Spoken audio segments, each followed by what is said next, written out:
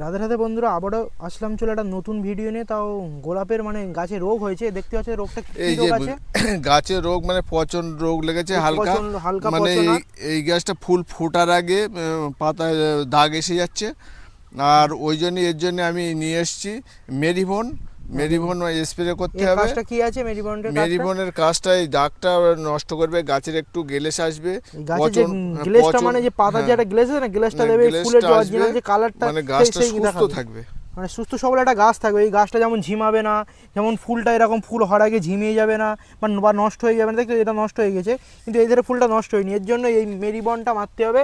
মেরিভন মেরিবনের সপ্তাহে মারতে হবে কদিন? সপ্তাহে একদিন। এটা সপ্তাহে একদিন মারলে খুব ভালো, গাছের পক্ষে খুব এর এই যে পাতায় উপকার। হালকা হালকা দাগ এই আসছে, পাতায় এগুলো হালকা দাগটা আর আসবে থাকবে না। মেরিভন খুব ভালো। ও, এই যে মেরিবন, এই যে এইটার কাজ ঠিক আছে। এই যে